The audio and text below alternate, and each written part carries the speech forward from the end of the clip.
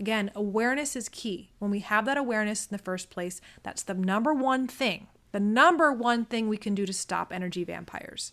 And why I say it's the number one thing, because once you're aware of a pattern, after a while you see it so often and so much that it's so in your face that you just get tired of it and you start to actually do the next steps of changing it. And that's setting boundaries. This is the Mind Body Detox Podcast, where we discuss all things integrative health and wellness, interviewing folks from all over the world, sharing insights and wisdom on how to live a healthier life in mind, body, and spirit. Welcome back to the Mind Body Detox Podcast. I am your host, Integrative Intuitive Medium, Kara Lovehart. Now, I'm very excited about today's topic because I've experienced this phenomenon for most of my life, and it's not until recently that the term energy vampire has actually become a household name. It's something that we actually talk about at the water cooler at work. We're very well aware of what it actually means. Now, of course, the mythology of vampirism or vampiric energy in nature has always been in our lore as human beings. We've talked about these creatures of the night that steal our energy and suck our blood. And, there's something that's very fascinating about that as a metaphor. And I find it really interesting that back I think it was really in the 90s where we saw this huge increase in vampire movies. We became almost obsessed with this concept. And I find it very interesting because when we have something that we as a collective are really intrigued by and interested in, and you see it in all over the media and in movies and in music, it's fascinating to me when it's popular because there's some aspect of that metaphor that's reflective in our lives, I find. That's very interesting to me because vampirism is the act of trying to acquire energy, life force, whether it's physical blood or something. In the vampire stories, it's physical blood, but I mean, like, we're talking about acquiring energy or life force or stealing something from someone that we don't have, trying to take.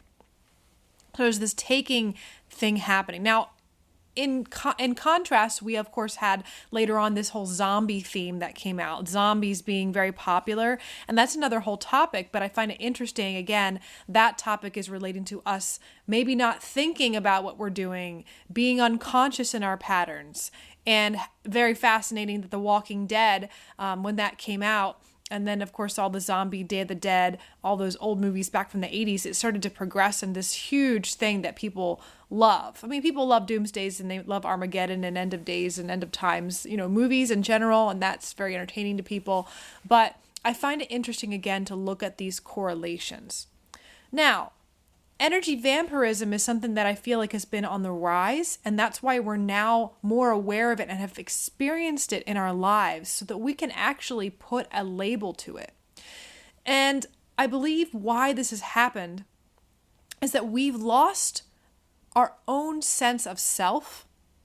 We have not gained a full sense of our own confidence as a person, growing up. That is something that has really been taken away. Over the last 30 years, we have less of a sense of self and self-esteem. And since we're so tapped into the social media, collective culture, through all these different forms of connection, we are always mirroring and trying to figure out who we are based on what we see around us. Instead of just being at school in our social circles or at church, we have a lot of other places that we're comparing. And because of that, we're always looking outward instead of trying to find a sense of self on the internal, looking inward. And I think that's really interesting because what we see is we see this sense of inadequacy, insecurity, and fear, which becomes expressed as a behavior that pulls on the life force of others. It's like we don't know who we are or what we're supposed to be, or we feel inadequate or insecure or fearful because maybe we're comparing ourselves. And that comes up in so many different types of ways, but a lot of times we pull on the energy of others that either someone that maybe has something to give, that maybe we're fearful and that person's a giver and we're going to, unconsciously take from them. And I'll make a note that unconsciously, like that term is very important to remember here, because many of you listening to this podcast might discover after this episode that you might have traits of being an energy vampire and you weren't even aware of it. And I want you to not feel bad about it, because honestly, it's one of those things. I think for years, I had some things I was doing in my life with some of my really closest friends and loved ones that I was actually emitting behavior of an energy vampire. So I want you to not feel guilt. Don't feel ashamed. It's just this matter of lack of awareness that you might carry around these certain behaviors. But if there's anywhere in our lives that we are feeling insecure or inadequate or fearful, this is when we can, again, try to rely on others for support to help us feel less afraid, pull upon others, bring other people down so we feel better and not inadequate. Maybe we can try to seek attention to be able to validate ourselves, or we can put other people down because we feel inadequate. We want people to feel horrible like we do. Or if we put other people down and we judge and consistently enact that behavior, that can help bring other people down to our level. Or again, if we're feeling deeply inadequate, we can put them down so we feel higher, we feel up. So we're kind of pulling energy. We're pushing someone down and pulling off that that energy for them and taking away from them by being cynical or complaining or berating them or whatever it is, and it brings us up. And then of course there's many different other ways that this can show up. But today I'm going to talk about the 3 categories of energy vampirism and 12 different types of energy vampires that I see, the common different types that I see. Now, before we go into those categories and the types, let's first figure out if you've been a victim of energy vampirism. So this usually comes up when you interact with another human being, or maybe you are interacting with another human being and you're this person, where you leave feeling completely drained, or you leave feeling completely elated and feeling boosted. Now, there are circumstances, of course, with you're hanging out with friends or family and you're having a good time, you feel good. You're giving energy and it's exchange and it's a back and forth. It's not parasitic. It's not a vampiric in nature. It's boosting and lifting each other up. It creates more energy. You're creating love. You're creating community, communion. And that's what the difference is between vampiric energy exchanges and interdependent supportive energy exchanges. Because energy exchanges that are mutual in what they're looking to get out of their relationship dynamic and that lift each other up and create more love and acceptance and less insecurity, less inadequacy, and less fear, those are the opposite. Those are very healthy dynamics. Again, the opposite types are when you leave feeling down, you feel tired, you feel drained.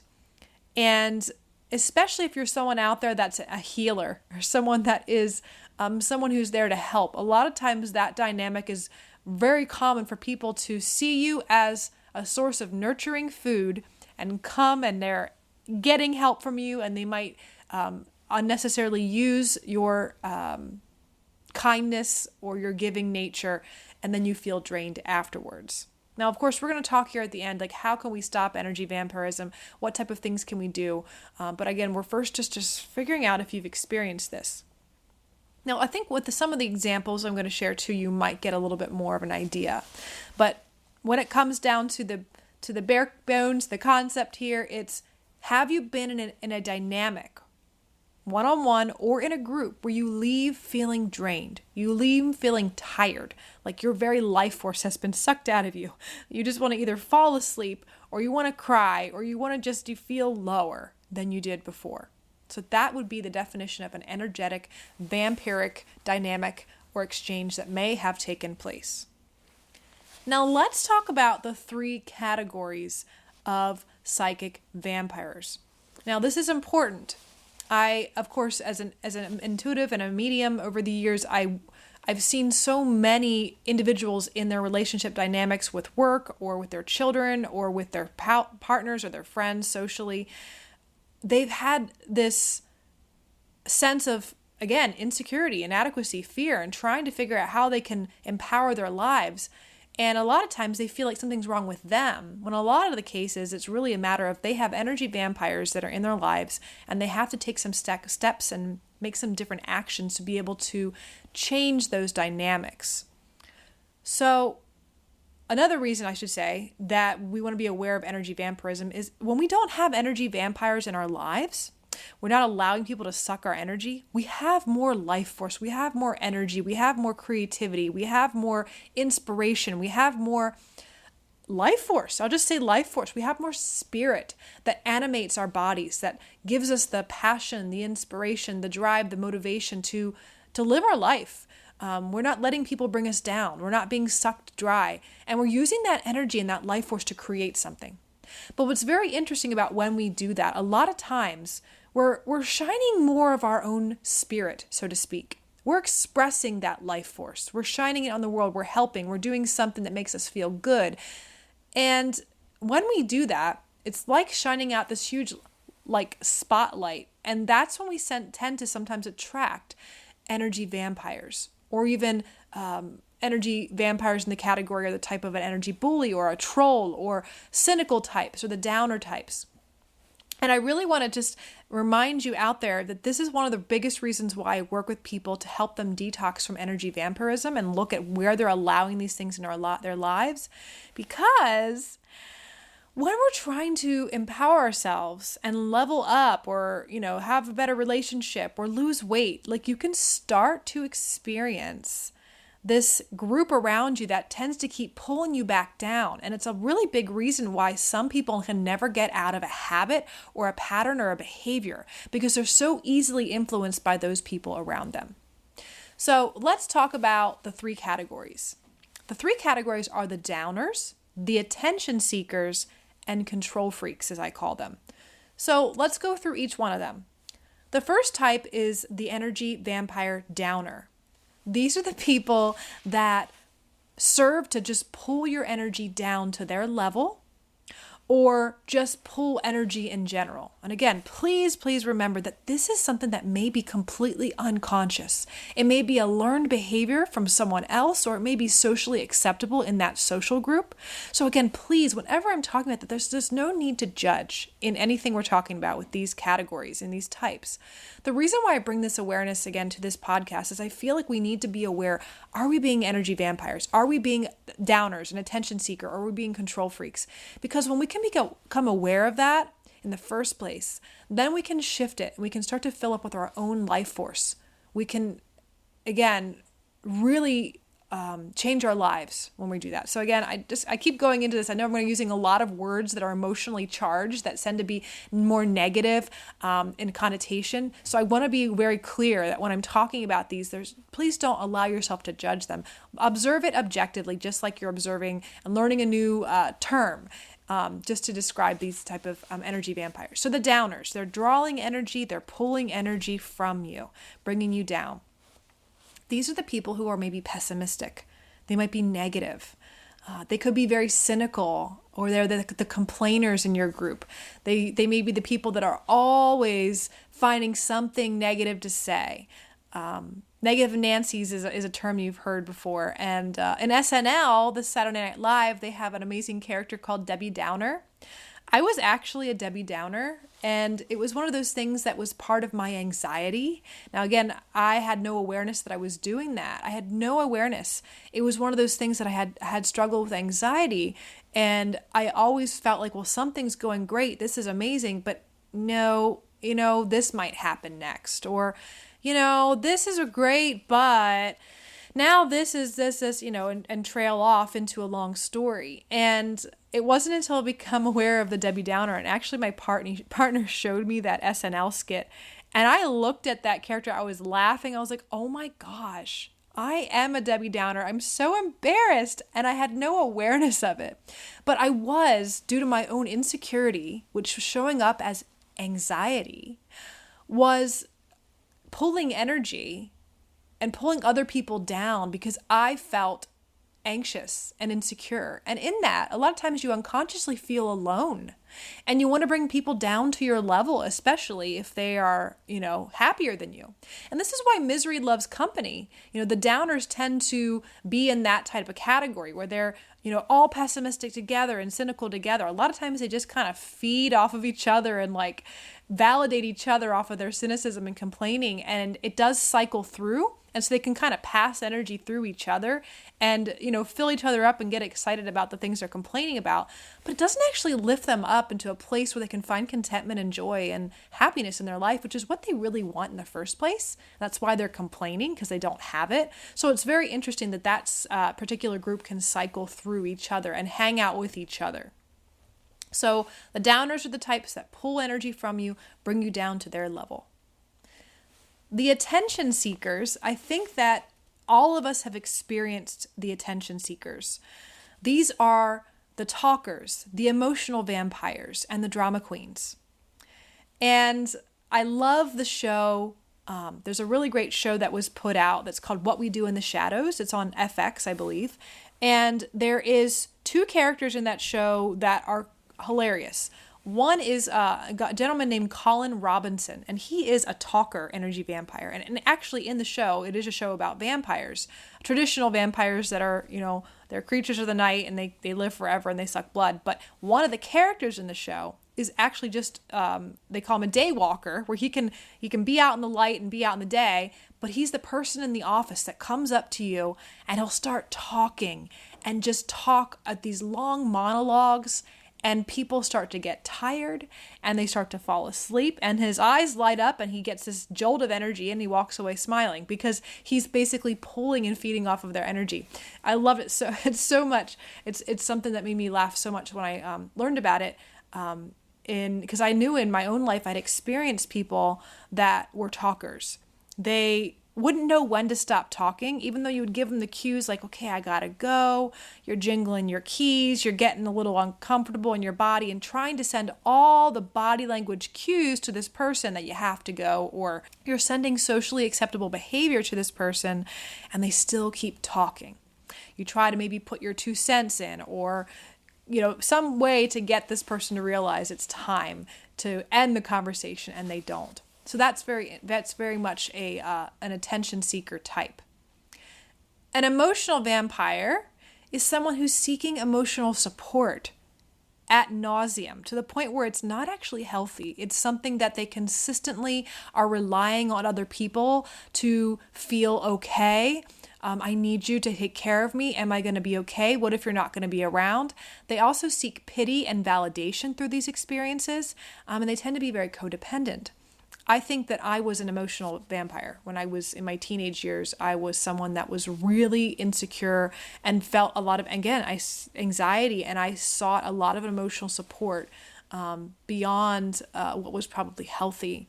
And so this is something that's really common. And again, I don't think that we're aware all the time that we're actually pulling energy from people, because we can be so grateful, especially if we have helpers in our lives that are there to actually help us and then they feel good about it. They're like, oh yeah, no, I'm so glad that I could help you.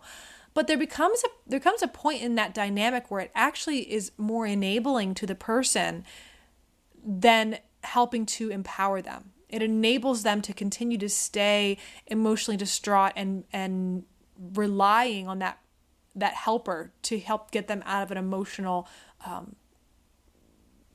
point in their lives or whatever it was that they were struggling with. That show, What We Do in the Shadows, also has a character that her name was actually Evie, energy vampire, Evie. And she actually was someone in the office, this gentleman, the talker, Colin Robinson. He, one day there was a new employee at the office and he walked up to her and he was trying to suck her energy by talking and talking and talking. And she starts talking back about how everything in her life was, this is happening, and basically pulling pity and trying to create this energetic dynamic back and forth. And so there were these 2 energy vampires pulling upon each other, and they both realized they were energy vampires. And they went around the office and were competing for the regular people and trying to use their psychic energy vampire powers to suck the life force out of these people. But I think that you guys can relate to having someone in your life that either they don't know when to stop talking, and you just start to feel drained, or someone who's overly emotionally codependent on you, or on anyone. They seek pity and that support and that validation. So those are two of the top types of the attention seekers. So again, attention seekers are people that pull energy from other people for validation, maybe to quench their own inadequacy or insecurity, or to help them not feel afraid. And a lot of times it boosts them up. They feel better when people are looking at them and giving them energy and giving them praise and all that, or support. Now, the last one in this type of the attention seeker is a drama queen.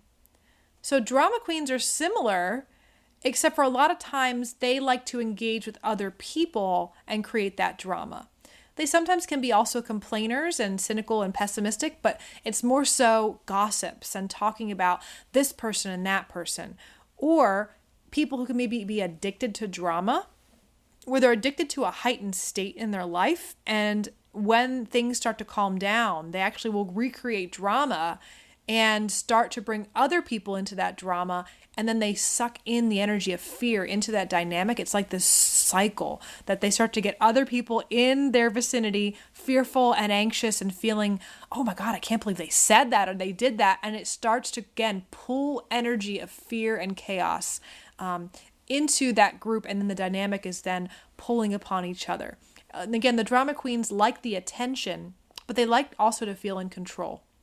So they can usually use that manipulation or that gossiping to also control people. So they can also go into the third category of the control freaks too. But mostly it's just about that attention.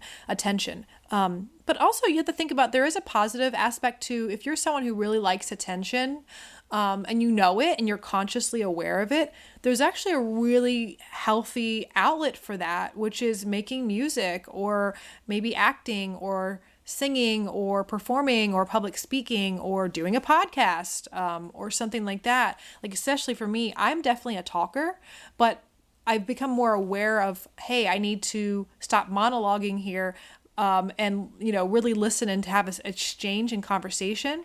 But for me, a lot of times it was, this is a gift for me to be able to talk and have long monologues and be able to get a lot of information out. And I think if you have that and you're aware of when it might be draining people, and you're aware not to use it in that capacity and use it for bringing people up, and uplifting people and empowering people, then that's okay. Same thing with the drama queen stuff. If you love drama and you like to be the center of attention, there is an amazing way that you can utilize that skill for comedic value, for bringing people up, for entertaining people, and you can use it in that sense. So just, if you have those capacities, just think about how you're using it. Are you using it again to perpetuate inadequacy, insecurity, and fear in yourself, and using it as a behavior to pull on the life force of others? Or are you using it to uplift other people and expressing in yourself adequacy, security, and self-confidence, and that you're expressing through that behavior, and that you're pushing out your life force and feeding off of your own connection. You're not needing to pull from others. And so the last category is the control freaks. So we went down the downers, the pessimists, the cynical complainers, the Debbie Downers, and the negative Nancys. They pull energy and they pull people down to their level. The attention seekers are people that just pull all the attention, all the energy to them. They're not necessarily always pulling them down into negativity, but they're pulling the attention to them. That's the talkers, the emotional vampires, and the drama queens. And then this last category is the control freaks. I think that this type of category of energy vampire is a little bit more pesky, because this type of energy vampire feels so inadequate and so insecure and full of fear, to the point where they start to not just pull energy from people emotionally and mentally, but they start to try to control the actions of other people. And that's where I think it's, again, really hard if you recognize that you have this capacity. Like, please, again, have gentleness and have compassion for yourself. Like, this may be the first time you're hearing of this. And even if you know someone else in your life that has these capacities, there's no need to judge and to put out more anger or frustration with them, because that perpetuates fear, and it actually perpetuates the reasons why they have these behaviors in the first place: inadequacy, insecurity, and fear. So if we're loving and accepting those people And following some of the guidelines and steps I'm going to say in how to combat energy vampires here in a little bit, then we'll be able to support people to be able to find their own life force instead of feed off of others. So control freaks, the pesky ones. These ones, again, they're trying to not just drain your energy, but they're trying to control you and your actions. So the different types of control freak energy vampires are the trolls, like the internet trolls, or you could call them the bullies. If you're not someone that's been on the internet a lot and you're not aware of that term, it's people that would be considered bullies. We also have the passive aggressive types, sexual energy vampires, the hulks, and then the straight up manipulators. So let's start with the trolls. The trolls are also attention seekers. They sometimes like to come in and out of chat rooms and wreak havoc and wreak chaos, and it's fun for them. It's entertaining for them. But it's more entertaining for them not only because they're getting attention, so they're kind of in that category too, but most importantly, they like to control other people's actions and responses and reactions. They get some sort of boost from getting people to be reactionary. Our younger generation is being bombarded by this type of energy vampire, and it's actually very socially acceptable to be this way. And I find it really interesting. My son actually is someone that trolling is something that's fun and hilarious and is socially acceptable in his age group and his circle. And I found a lot of my friends, their children as well. And I find it interesting because, in the teenage years, a lot of times there's this sense of needing to try to be controlling. You're going through that teenage angst and you're trying to figure out how you can use your identity, this budding new sense of self to be in the driver's seat. And I think that trolling and bullying, especially when you're feeling inadequate, insecure, and fearful, is just the easiest way at this time to utilize social media and internet platforms and YouTube and all these different chat rooms and things like that and groups. For that age group, it's the best way for them to be able to get energy. Again, because they're feeling inadequate, insecure, and fearful. Go back to those main reasons why we have energy vampirism. So internet trolls and bullies, those are the control freaks. They're not just seeking attention, but they're also seeking the ability to control your actions and reactions. The next type under the control freak category is the passive aggressives. I know that you've experienced the passive aggressive. These are friends or family members or children even that when they don't get their way, they are usually passively aggressive. They're trying to use body language or other means of using their frustration to get you to do what they want to do. And that's really draining. It can be really draining because you're recognizing the behavior a lot of times and you're like, they're being passive aggressive. Well, they're trying to pull energy from you. And a lot of times when they're pulling energy from you mentally, because you start to mentally feel frustrated that this is happening, they're trying to cross a boundary of yours, that's when we usually, if we're very tired and already drained from all the other types of energy vampires in our lives, that's when sometimes we can give up, especially when we have children that are throwing temper tantrums, like outright being like the hulks, which is the next category, or they're being passive aggressive. It's sometimes easier for us if we have so much going on in our lives and our energy's already drained to just give in and just give them their way. And I'm just telling you that you're letting them in. And what do they say about vampires? Don't let them in your house. They can't come in your house unless you invite them in. It's the same thing with all of these. If you have passive aggressive children or spouses or friends or family members or aggressive, you're allowing that behavior through not setting a boundary. So I talked about the passive aggressives, and the next is the hulks. Those are just the straight up aggressives. They throw temper tantrums. They're not as passive about their frustrations. And again, they're using that energy to try to manipulate and get their way and control your actions or your reactions. So that's something that's pretty common. I think we have a lot of anger in our culture, but I think it's more socially acceptable now than ever to use your anger and frustration to control your spouse or your partner or your friends or family. And I think that's something that, again, hopefully with awareness as we share and learn more about these types of things, we don't do that anymore. It's not necessarily healthy. But it does help quench our sense of inadequacy, insecurity, and fear temporarily, The last two types in the control freak category are sexual energy vampires, which sometimes you might we might label them as like an incubus or a succubus. That's like a spirit that sucks your sexual energy, that type of thing. It's interesting lore and stories about that. But then also the straight up manipulators. So those are the last two categories. And the sexual energy vampires are ones that I'd like to talk about because we don't always realize that we might be utilizing our sexual energy to try to get our way, or again, under the control freak category, manipulate someone or our partner to be able to have them change their actions to meet what we're looking to have done. Now, I feel that it's been totally programmed in most women in our culture to use your sexual energy to get what you want.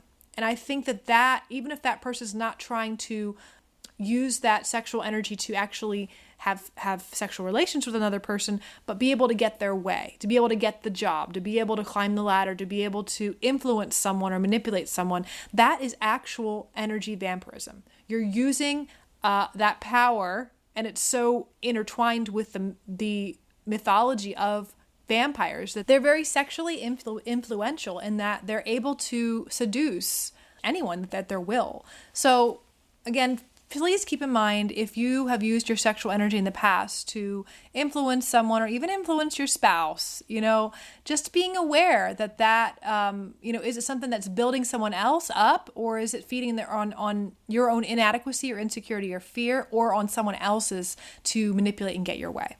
So there are ways to use your sexual energy in a way that's playful, that's supportive, that's uplifting, that supports love and connection in your relationships. But just make sure you're not doing it in a way that's trying to feed your own insecurities and trying to drain from someone else.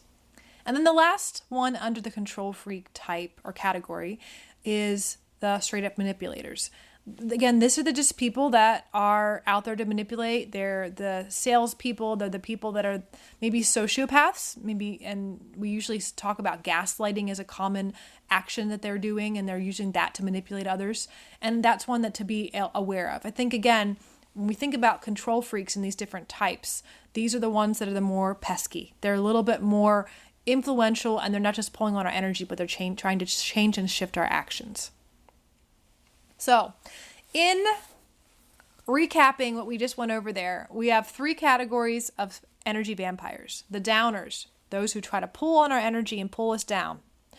The attention seekers, those that are trying to pull energy from us to look at them, pay attention to them, give them energy because they don't feel validated or they feel insecure and inadequate. And then the control freaks that are feeling super inadequate, insecure, and fearful to the point where they feel the only way to be able to rectify that fear and insecurity and get rid of that anxiety, that deep unconscious stuff they're dealing with, is to be able to not only influence you and pull your energy, but change and potentially be in control of your actions. Now, I want to say that we perpetuate energy vampirism because we are afraid of being boring. I think that's very interesting to think about that, okay? I think that we put on identities and personality characteristics, like being the drama queen, like being the person that's the troll. It's socially acceptable in this young age group to be that way because it's cool. It's like, oh, well, I'm not boring if I have this personality, or if I have something interesting about myself, or I'm going to talk a whole lot because I have something to say and I'm valuable and interesting. So all these different ways that energy vampirism comes up in the different types is just really, we're afraid that we're, again, inadequate and we're insecure and we're just afraid in general. So remember, if you're perpetuating energy vampirism, it's because maybe you fear being boring and we fear that we're not interesting. And we have to be interesting to be valuable. That's what we think. That if we're not interesting, we're not valuable. And that's absolutely not true. And I want to end with talking about how energy vampirism is really just another form of addictive behavior. We get addicted to this behavior because it does feed us temporarily something to control a sense of discontentment that we're feeling deeply inside. It can perpetuate addiction, pain, fear, negativity, hopelessness, and just low energy. Again, when we're looking from the inside out and trying to find a sense of security within ourselves, building up our confidence, our self-love, finding adequacy within ourselves instead of comparing ourselves to other people, when we finally do that, we're hooking up to the life force energy that is within us, that endless well of energy that supplies us. And that's something that we need to learn to tap into. Because when we can do that, we can eradicate these addictive behaviors and these different types of energy vampirism.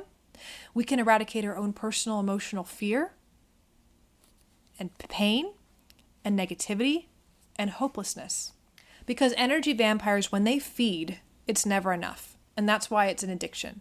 It's one of those things that they are reliant on it. Even in the mythology, vampires cannot survive if they don't have anything to feed upon. Our goal here with learning about this topic today is not only recognize when you see an energy vampire and to give them love, give them support in the sense of boundaries and self-love for yourself, of knowing when you need to stop and cut something off. But also we can change the way that we're interacting with other people to make sure that we're not also being an energy vampire. And when we do this, we can completely change the world. Now, how do we not let these energy vampires in? These are the 3 things I'm going to leave you with to really look at how you can stop this behavior within yourself and also how you can stop this behavior from other people. Now, number 1 is awareness. That's the basic reason why I'm doing this podcast. If we have awareness of this pattern within ourselves or within other people, and we can start to maybe pinpoint, oh my gosh, that person's a pessimist, or they're a cynic, or they're a complainer, or a Debbie Downer. Oh no, that person's a talker for sure. Or that person's an emotional vampire. They're seeking support and pity, and they're codependent. It's not just once in a while that they need my support. They're always needing my support. Or that person's a gossip and a drama queen. Or that person's straight up a troll or a bully. Or maybe they're passive aggressive, or they're a sexual vampire, or they're a hawk, or they're a straight up manipulator. So if we can bring awareness and pinpoint and point a finger at something that we can go, that's what this is, that's what I'm sensing, that's why I feel tired after this situation, or wow, I'm doing that, and that's why my partner wants to maybe not be around me right now. That's why they keep going away, and then it further perpetuates this feeling of inadequacy. Oh my gosh.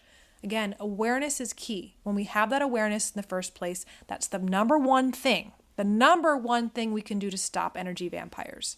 And why I say it's the number one thing, because once you're aware of a pattern, after a while you see it so often and so much that it's so in your face that you just get tired of it and you start to actually do the next steps of changing it. And that's setting boundaries. And we don't set boundaries a lot of times until we do step 2, though. So I'm going to go and say awareness is number 1, but step 2 is self-love. If we don't love and respect ourselves enough, we can talk about boundaries all the time, but we won't actually enact them. We can set a list of things we're going to do or say or not do, but if we don't love ourselves and see value in ourselves, we won't do anything to enact those boundaries. So number 1 is awareness, number 2 is self-love, and number 3 is boundaries.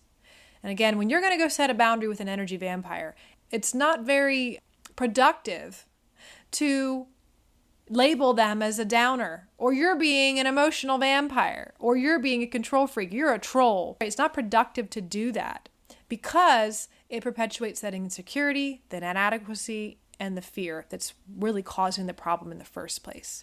So one of the ways we can set boundaries with energy vampires is either to, just pull away.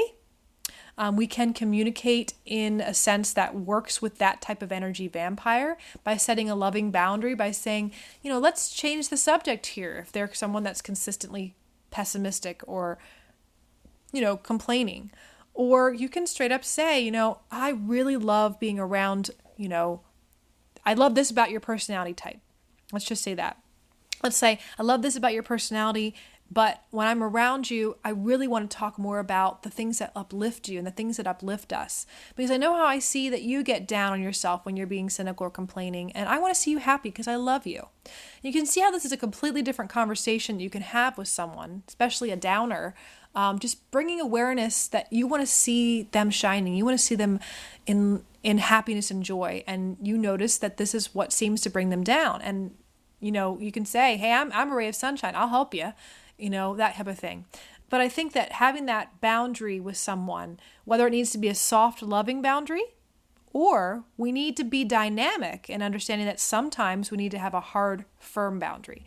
Because if you're bringing up something with someone, you're having awareness that they're an energy vampire, or with yourself and having awareness you're doing it. You have self-love, step 2, to be able to have that capacity to actually make some action steps. And then number 3, you have that boundary. If you're able to set that boundary with firmness after the fact that you said it in a gentle way, that's what's going to start to change and create a little bit of a shift in that pattern, even if you maybe need to eliminate that person from your life. Now, please remember, with all things, relationships are dynamic. There's no one size fits all.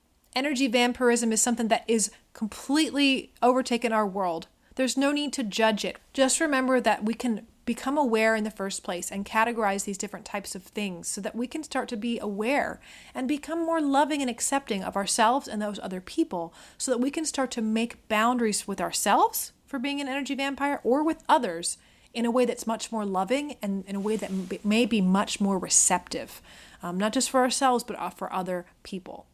So I hope this really helped you guys. Again, if you have not, check out the show, What We Do in the Shadows, or just look up on, you know what I'll do? In the show notes, I'm going to put a couple of the YouTube links to some of the really cool scenes in that show. Colin Robinson, the talker energy vampire, and the emotional vampire Evie are interacting. I think that's a really good episode. And there's also one where there's a troll too. There's an internet troll as another energy vampire form. So I will share those in the show notes as links. You can check those out. But if you have any comments or anything you want to share about energy vampires that you've encountered, let us know. We'd love to hear your comments, your questions, and let us know how you deal with energy vampires in your life. Thank you so much for listening, and be well until next time, my friends. Thank you for listening to the Mind Body Detox podcast. We wish you wellness and health in your mind, body, and spirit. And be well until next time, my friends.